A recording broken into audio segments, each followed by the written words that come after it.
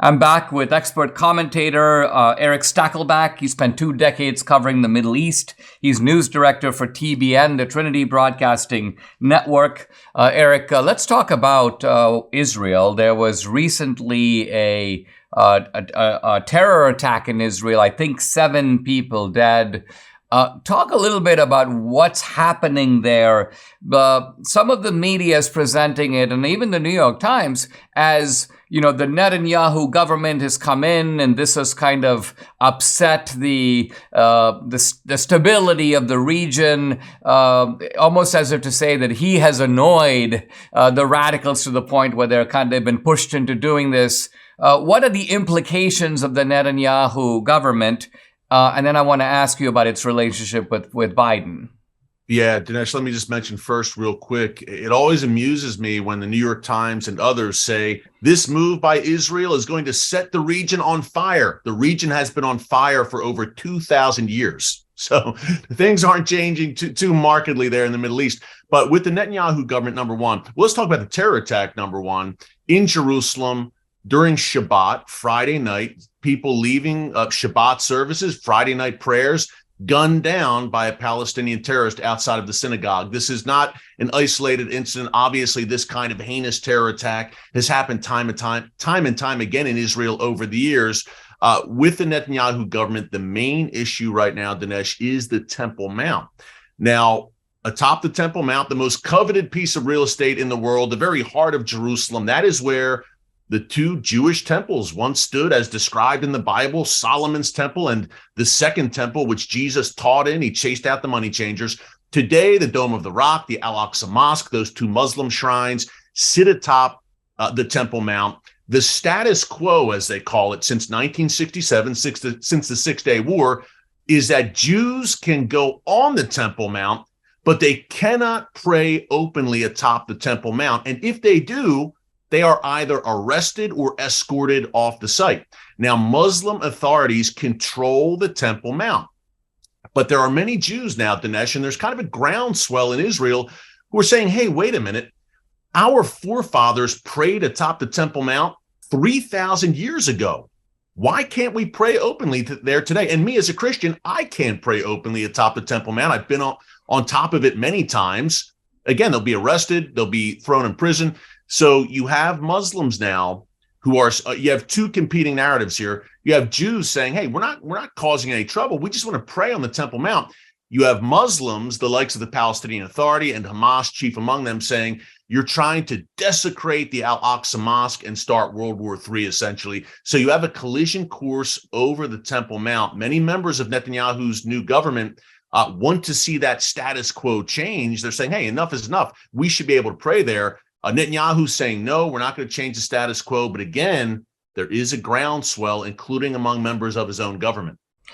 It seems to me part of the problem here is that you've got just a different psychology, don't you? In other words, a Muslim can go to St. Peter's Cathedral in Rome, walk in, take a good look around, and if there's a mass going on, sit down and listen to what's being said, participate if he or she wants to. But you or I couldn't go on a Hajj to Mecca and show up. We would be pushed out, right? In other words, the idea is that Mecca is only for devout Muslims.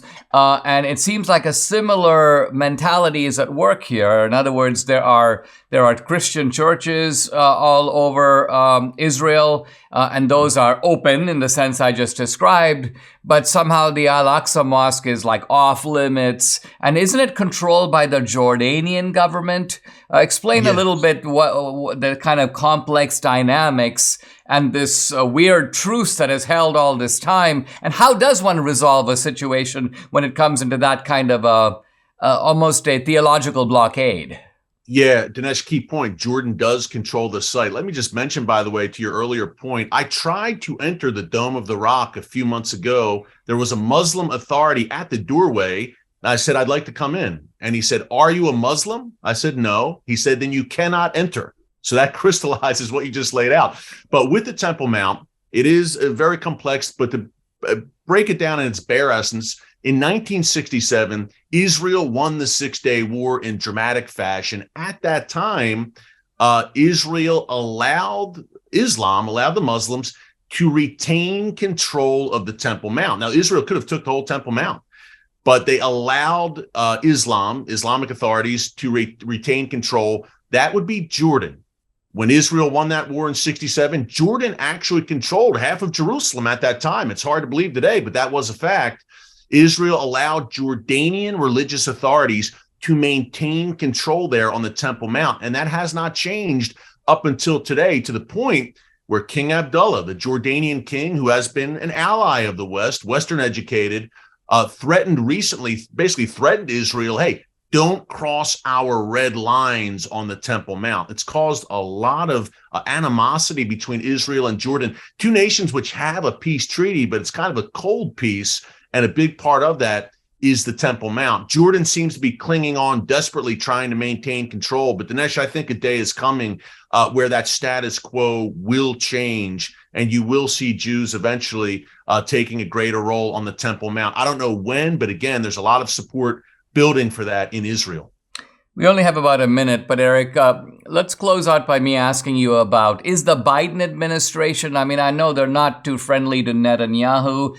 Are they kind of taking the Muslim side, if you will, in this controversy? What is their position? Yeah, they are adamant, the Biden officials, that they do not want to see, again, that status quo change. And they're really pressuring Israel. And even at the UN, the Biden administration has been pressuring Israel over this Temple Mount issue. Of course, the UN is viciously anti-Israel. I see a collision course coming, diplomatic collision course, between the Biden administration and the Netanyahu government on a few issues. Number one, Iran.